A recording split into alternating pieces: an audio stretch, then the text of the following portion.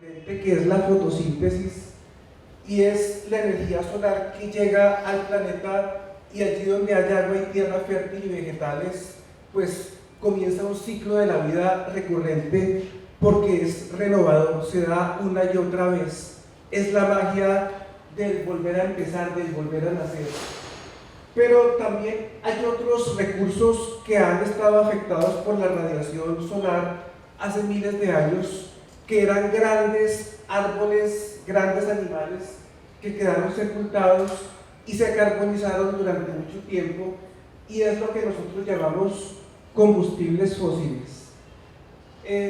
Toda la energía contenida en ellos la ha aprovechado el sistema económico moderno, que depende básicamente del carbón, del petróleo y del gas, pero básicamente son cadáveres sepultados de muchísimo tiempo atrás. Este proceso tiene una sola dirección y es entrópico. Entropía significa que la materia, si bien es cierto que se transforma desafortunadamente hacia un estado de degradación, de no disponibilidad, de desgaste. Es algo que no podemos evitarlo, es algo ineluctable, algo que tiene que ver con nuestros cuerpos que han florecido, que han sido espléndidos, pero que cuando llegan determinados años, más allá de la pensión, la gente tiene tantas arrugas como una uva pasa y se van volviendo pues así envejecidos, y es pavoroso pues, y eso nos pasa a nosotros, al planeta también le ocurre. Lo que sucede es que nosotros con la actividad laboral y el crecimiento económico aceleramos ese proceso. Aquí hay un modelo más detallado, pues quiero ser enfático en que para la economía convencional únicamente existe un esquema muy pobre, que son los mercados, y están los hogares y están las firmas, y hay producción de bienes y servicios, pero en un esquema más amplio la bioeconomía sugiere que nosotros estamos inmersos en la naturaleza, que hay unos límites naturales, son inelásticos, no los podemos, o sea, usted no puede multiplicar la Tierra por dos, a pesar de que nuestra huella ecológica en algunos sectores del planeta es tan alto que se necesitarían 8 o 9 planetas Tierra para sostener el ritmo de vida de un gringo o de un francés. El planeta realmente no lo podemos estirar, es finito, y ese límite natural pues está realzado por el problema de la entropía.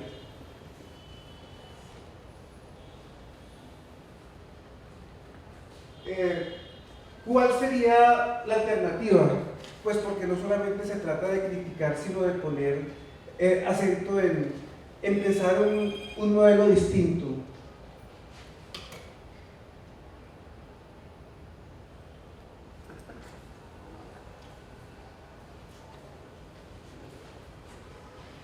Les decía que me preocupaba el crecimiento. Algunos economistas heterodoxos en los años 60, porque en los años 60 tuvieron gente muy heterodoxa y atrevida, pues tenemos ese concierto de Woodstock, tenemos los estudiantes de París, ese mundo 68ero de los que hoy ya son muy viejos y quizás vivieron esa época. También tuvo una huella importante en las disciplinas sociales y en la economía. Algunos economistas o algunos científicos irreverentes escribieron libros como La primavera silenciosa, Los costes del desarrollo económico, Los límites sociales del crecimiento y los límites del crecimiento mismo. Fueron muy visionarios en una época en que nosotros no teníamos la información disponible sobre el calentamiento global. En esa época, pues algunos decían, por lo menos hay que dejar de crecer. Hoy algunos economistas están yendo más allá y están diciendo, hay que decrecer porque hay que propiciar un cambio dramático. Los conferencistas que me han precedido han puesto el acento en un componente muy importante, que es el componente científico y tecnológico, las soluciones técnicas. Pero no basta con las soluciones técnicas, sino que uno también tiene que pensar en las soluciones morales, en cuál es el modelo de sociedad y de economía que nosotros requerimos si queremos vivir un tiempo más.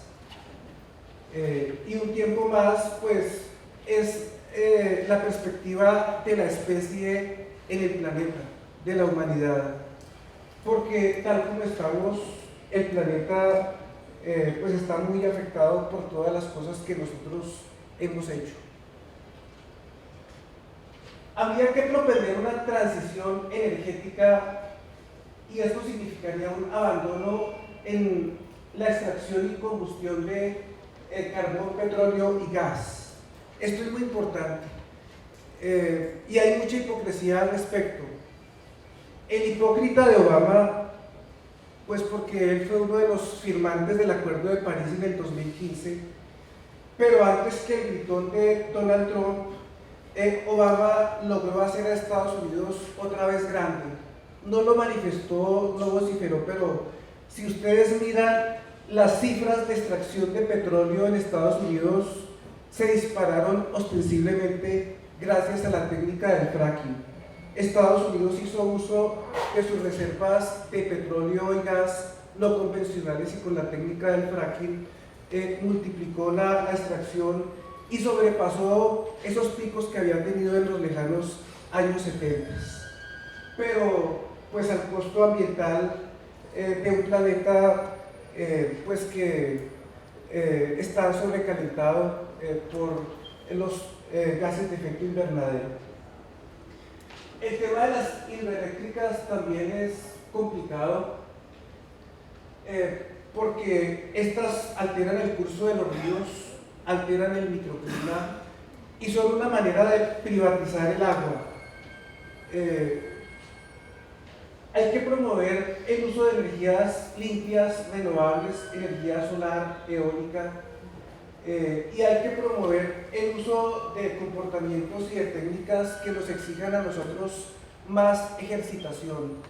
Quizás sus hijos o sus sobrinos o ustedes mismos han visto una película cómica infantil que se llama Wall-E. Es de una visión del futuro donde el ser humano es terriblemente obeso, y los problemas de obesidad los estamos viendo no solamente en Nueva York, sino ya en Colombia, y es por la vida sedentaria, es la alimentación intensa en venenos como Pepsi-Cola, Coca-Cola, en grasas, y lo que uno ve en esa película es un protagonista regordete que no se puede mover, que ha perdido toda la habilidad y depende por completo de los aparatos.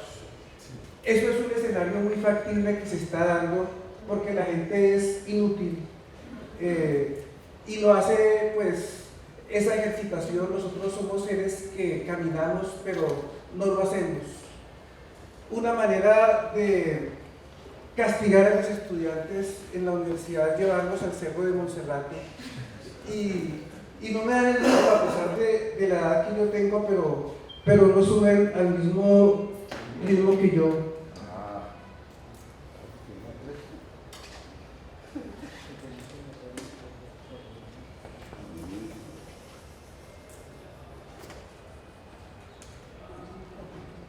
Bueno, esta noción que les voy a transmitir es muy importante porque habla de la eficiencia. En el mundo de la economía convencional, la eficiencia únicamente se reduce a la eficiencia económica de tipo 2.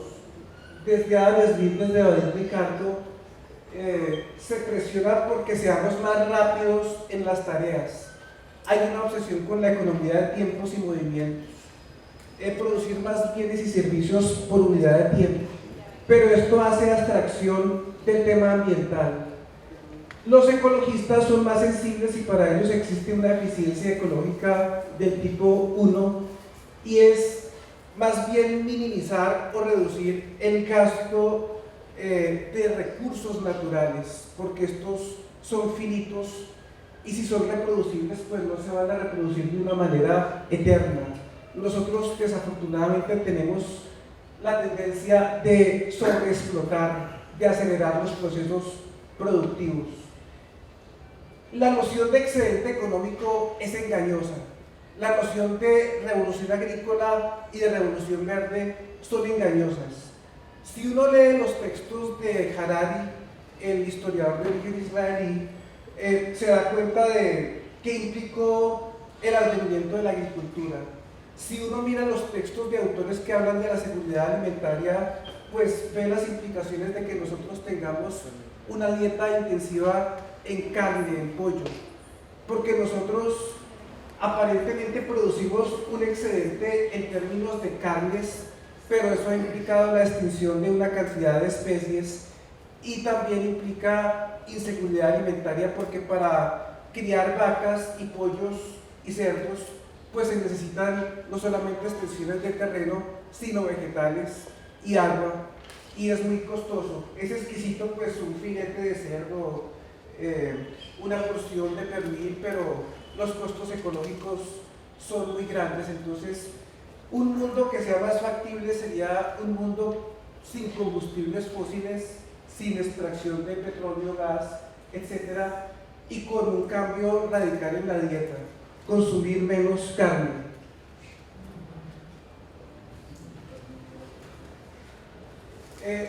Aquí yo grafico un poco para que ustedes tomen en cuenta que la eficiencia ecológica está circunscrita o está sujeta a unos límites naturales que no podemos sobrepasar, algo inelástico. La eficiencia de los economistas está en un terreno más gaseoso porque está inmerso en la llamada economía imaginaria, en el sector financiero. Una suma de dinero depositada en un banco se puede expandir infinitamente. Uno la grafica con una curva de rendimiento exponencial y utiliza la fórmula de interés compuesto. Pero eso es contra natura, porque el dinero es ante todo un símbolo, es un medio de intercambio y es básicamente la generación de una deuda. Pero los bienes económicos no pueden tener unos rendimientos crecientes exponenciales, no pueden estar sujetos a la fórmula del interés compuesto. Y aquí hay una noción muy importante, porque las sociedades premodernas tienen una noción de riqueza de lo perenne, casi de lo eterno.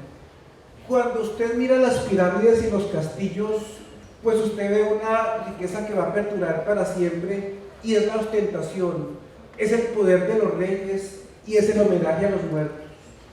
En el capitalismo, la riqueza es algo que circula de una manera endemoniada. Hay una circulación perpetua del capital, como lo decía Marx: todos los óleos se desvanecen en el aire, todo lo sagrado es profanado, porque el capital está cambiando, está mutando permanentemente. Entonces hay una sed de la moda, de la innovación, y hay una propensión a la obsolescencia programada en los diferentes artículos que nosotros tenemos. Y esto es la sociedad de consumo. El tema no solamente es de oferta y de demanda, por eso es importante poner el acento en la sociedad de consumo. Los economistas han pensado en combatir el problema de la pobreza. Autores como Amartya Sen, Jeffrey Sachs, Martha Nussbaum, etc. Pero hay un problema más grande, y es cómo poner freno a la riqueza y cómo pensar en un ingreso más sencillo para una vida más digna, sin padecer necesidades, pero sin generar una huella ecológica significativa. O sea, una vida de más frugalidad y de más moderación. Por supuesto que esto implica en el ámbito social una desobediencia voluntaria, propendiendo por no pagar deudas o por no endeudarse. Hay un libro extraordinario, estando en Bogotá, en el sector de las librerías viejas, yo había tomado un par de cervezas y después decidí ir a comprar libros. Entonces llegué a una librería vieja y descubrí que tenía un segundo piso y aparecía un salón imponente y yo fui al fondo. Y resulta que era un efecto óptico porque había un espejo que cubría toda la pared, entonces yo sufrí una ilusión óptica y por poco me estrello. Y cuando yo frené, entonces tropecé con un libro que se cayó y el libro tenía un título aterrador que se llamaba Diccionario del Diablo. Y como a mí me dan miedo todas esas cosas de satanismo, viendo una vez una película titulada Satanás, pues no pude ir al baño del susto tan terrible de entrar solo allá. Entonces, cuando yo abrí ese libro, pues temblaba, pero después descubrí que era un libro político, porque yo abrí varias páginas, entonces abrí por la P y decía paz. La paz es una tregua entre dos guerras. Y después me metí por la M y aparecía la palabra marido y al frente decía idiota. Entonces yo me di cuenta que era un libro de humor negro, que era sarcástico. Y cuando abrí la D decía deuda, y la deuda pues es el billete de la esclavitud moderna. La gente vive endeudada por tarjetas de crédito. Los estados tienen una deuda pública. Estados como Grecia o como Estados Unidos o como Venezuela tienen una deuda tan grande que sobrepasa su Producto Interno Bruto en varios puntos porcentuales. Entonces, una vida tranquila sin deudas, una vida tranquila sin pagar impuestos,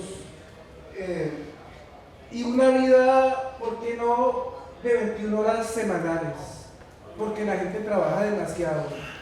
Yo escribo y a mí me rinde, pero honestamente, si yo les confieso, mis horas productivas en el día son si acaso 2 o 3, porque uno llega y saluda y se toma un tinto y mira el Facebook y va calentando motores. Yo llego a las 9 de la mañana a la oficina porque hago deporte y por ahí a las 11 ya me coge el ritmo.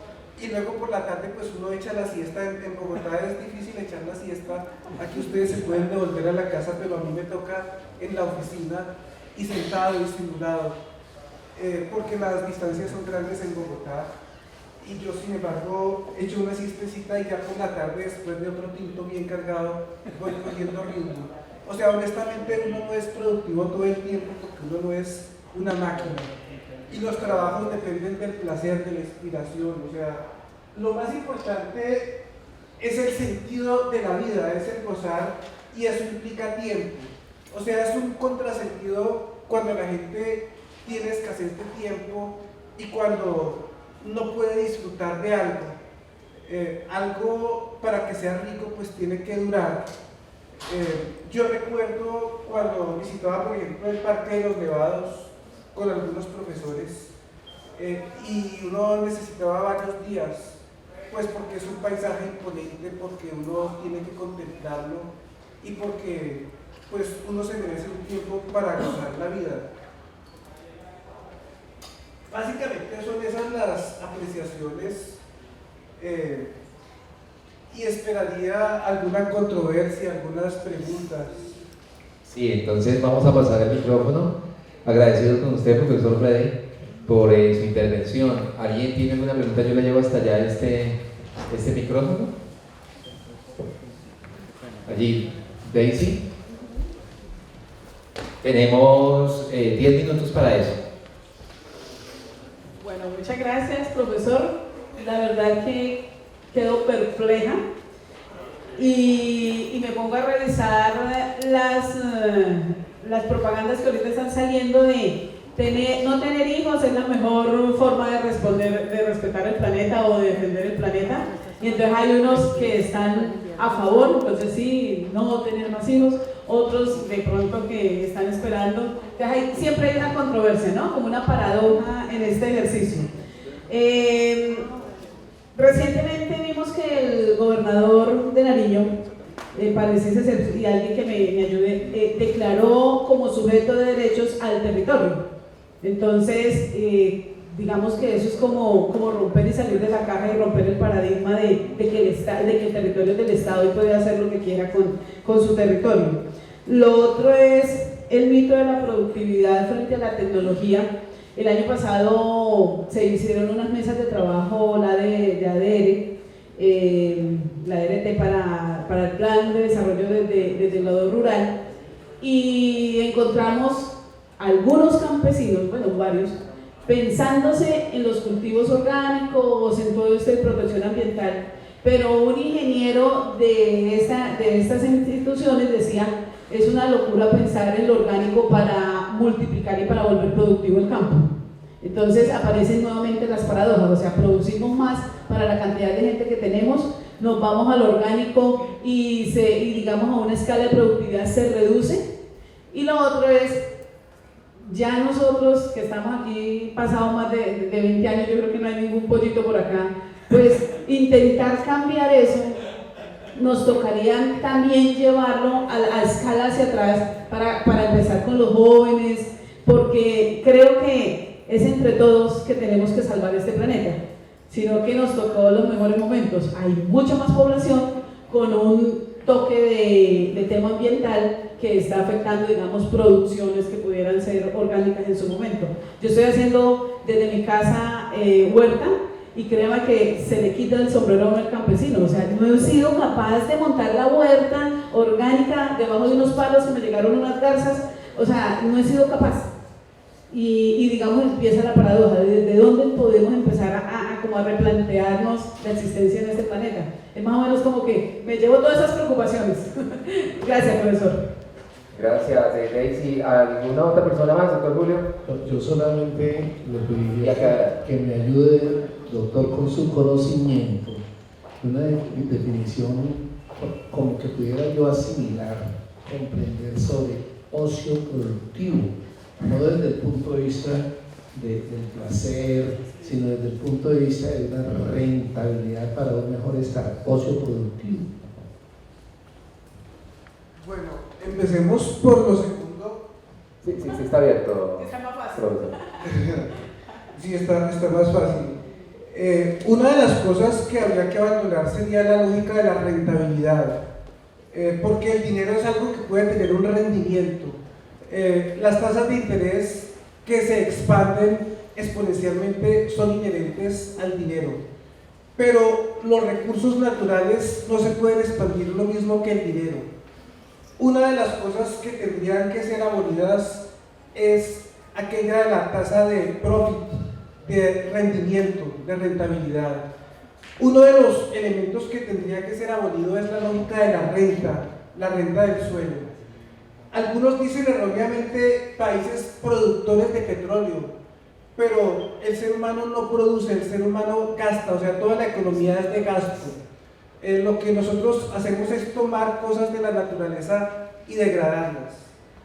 Por supuesto que cuando yo hablé de ocio lo diferencié de la pobreza, y por eso decía Kafka, habla de dos pecados: uno es la impaciencia y el otro es la indolencia. El ocio al que yo me refiero no es la indolencia o la inactividad, sino que es el ocio político, reflexivo, contemplativo, porque pueden haber personas que dentro de su ociosidad contemplan y crean. Cuando yo me estoy tomando un tinto, estoy aparentemente inmóvil, pero estoy generando una idea que se va a traducir en un artículo. Cuando alguien está contemplando ociosamente un proceso productivo, puede estar inventando una forma para mejorar esa actividad productiva. O sea, el ocio es una base de la cultura, porque el ocio es un tiempo para reflexionar. Hay que diferenciar el ocio de lo que la gente hace con los celulares, porque cuando la gente tiene el celular realmente lo está distrayendo, le está chupando la energía. Además, el celular es una fuente de bacterias, porque la gente lo tiene todo el tiempo, incluso en lugares donde yo, pues, no les digo, pero entonces, una vez estando en Estambul en una terraza, yo desayunaba y veía a dos jóvenes, él y ella, atractivos, pero no estaban contemplándose y acariciándose el uno al otro, y yo decía: qué desperdicio, porque cada uno él y ella estaban con su celular y para mí eso me parecía inconcebible. Por lo menos deberían estar viendo el fósforo.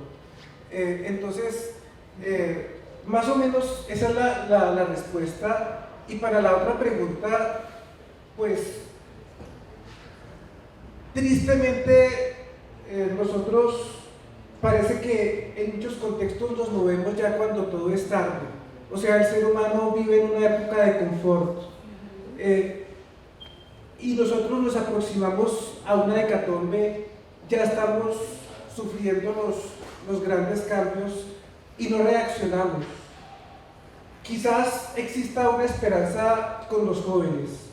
Cuando yo veo a esas adolescentes como Greta Thunberg, la chica esa ambientalista europea, pues tengo alguna esperanza. Yo creo que es por ahí. ¿Por qué es tan difícil esto? Pues porque es un lenguaje completamente diferente. Cuando Marx hablaba de su presunta revolución, Marx estaba todavía cautivo en la lógica del crecimiento. O sea, Marx decía, hay que desarrollar las fuerzas productivas. La pelea de él era por la distribución. Y por eso uno encuentra una explicación de lo que ha pasado en el resto de Sudamérica, porque ustedes han visto gobiernos de gente zurda que ha llegado al poder, pero son gobiernos más extractivistas que lo que ha sido Uribe y Santos. O sea, por lo menos aquí en Colombia hemos tenido unos tipos muy de derecha, neoliberales, y han sido extractivistas. Pero cuando ustedes miran lo que ha pasado en Brasil de un ex sindicalista, de una exguerrillera, en la Bolivia de Evo Morales, en la Venezuela del difunto Chávez, pues vemos que ha sido gente que le ha apostado a las rentas de recursos energéticos no renovables.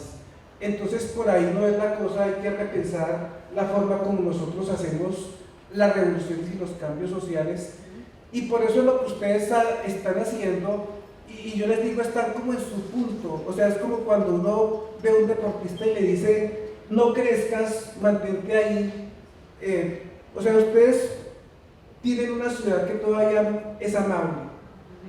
Terrible si crean un monstruo como Bogotá.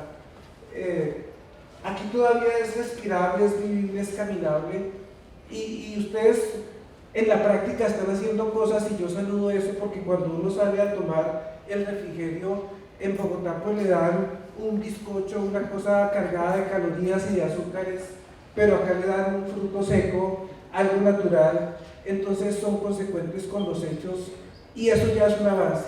O sea, para mí eso es muy importante porque es la práctica. El autor de Todo lo pequeño es hermoso, Chubaje, decía, 1 gramo de práctica vale más que 1 kilo de teoría. Y entonces ustedes están siendo consecuentes con eso, y yo creo que por ahí es la cosa, pero también es importante que en estos eventos piensen en gente pequeña, en adolescentes, en niños, porque ellos pues necesitan una visión distinta. Bueno, teníamos a bien terminar aquí, pero pues yo vi dos manos, les pido por favor que sean muy concretos. El caballero aquí nos había pedido la palabra, aquí atrás está el micrófono, y finalmente el joven que está allí para abordar los últimos 5 o 6 minuticos, y de esa manera finalizar la jornada de la mañana.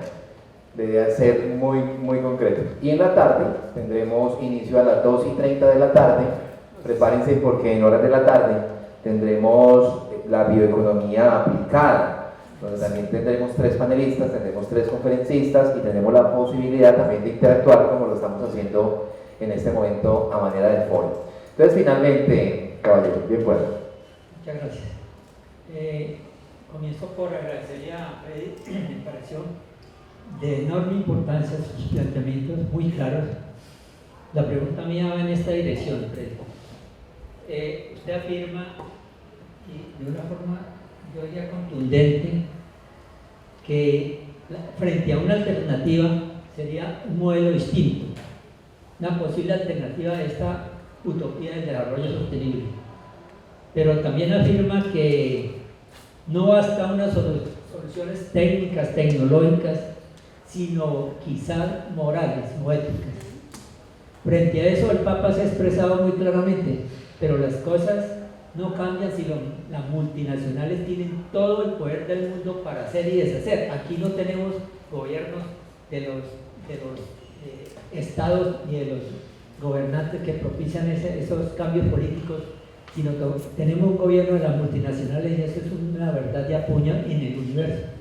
Entonces, frente a la ética y la moral, yo no veo en la perspectiva, o la pregunta sería, ¿ustedes perspectivas a mediano, 20, 30 años, o a largo plazo, 100 años, que esto pudiera cambiar? La situación del mundo es caótica y es como algunos de los conferencistas y algunos de los participantes hemos planteado, ¿qué hacer si la ética no está en los presupuestos de mucha gente y creo que de la mayor parte de la sociedad actual? Muy bien. ¿Responde ahí o recibe la otra pregunta, por favor? Sí, para redondear. Mire, por favor, no le alcanzan el micrófono al joven que está aquí de Úrsula, que tenga la movilidad. Buenos días. Primero que todo, pues para dar las gracias por ese aporte del conocimiento que nos está dando usted frente a una cultura consumista. Sí, yo soy docente en educación, ciencias naturales y educación ambiental de la Universidad de Tolima.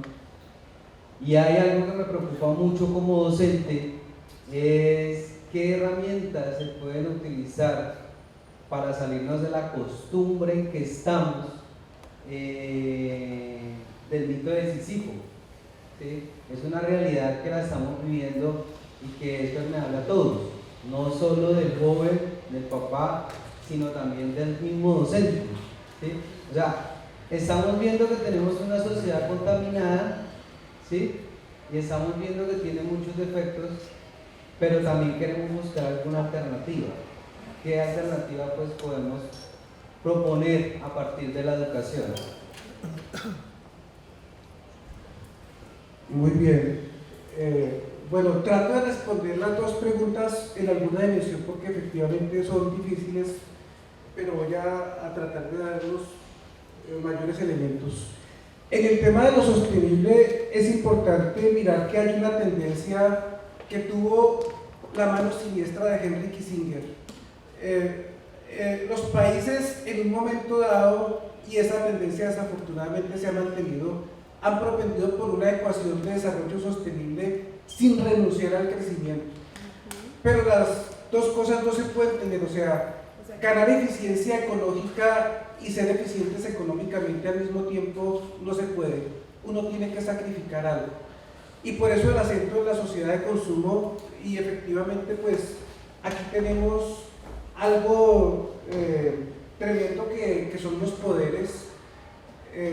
Para mirar el tema de la información, firmas como Google, Facebook,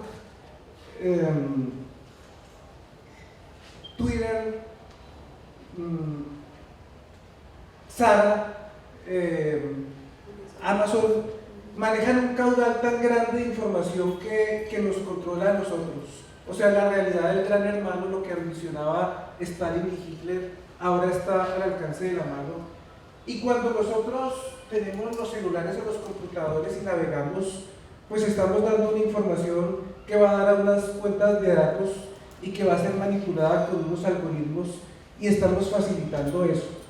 Hoy la desobediencia civil tiene que pasar por no consumir ciertas cosas, por la frugalidad, por no endeudarse, por un camino difícil, por una autogestión. Ustedes podrían pensar, como tú bien allá atrás lo has intentado, la agricultura urbana, la autosuficiencia que uno podría tener en algunas cosas, por lo menos en un patio, en una terraza. No depender de esas redes de mercado y manejar una información íntima, hacer cosas que no estén tan mediadas por estos dispositivos, no estar tan esclavizados de la tecnología. Obviamente eso es muy difícil, pero no es imposible. Sobre el tema educativo, pues es importante la experimentación, la práctica. Uno aprende en el terreno, entonces ustedes tienen una ventaja enorme, y es que tienen una ciudad con unos pueblos muy cercanos y los estudiantes pueden conocer de primera mano experiencias de agricultura orgánica, pueden conocer el verdor del campo, aún estando chiquitos pues pueden ir al nevado y ver algunas nieves a pesar de lo escurridas que están y de lo rocoso que pueda estar, y pueden contrastarlo al menos con películas, con lo pavorosa que es una situación en ciudades como Shanghái o Beijing, donde la atmósfera es irrespirable, donde andar implica algo parecido a quien se fuma varias cajetillas de cigarros al día. O sea, no solamente es la palabra, sino la práctica, el ejercicio. Así como se hacen retiros espirituales, pues hay que hacer retiros ambientales con estos niños y sacarlos de estos juegos, porque los niños yo los veo terriblemente atrapados por el celular, por las tablets, por esos dispositivos.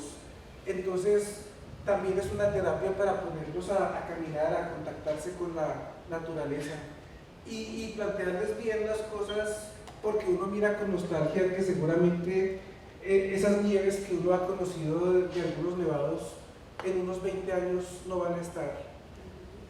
Entonces es importante porque ellos en un tiempo van a estar como ustedes ya trabajando en actividades particulares y van a ser tomadores de decisiones.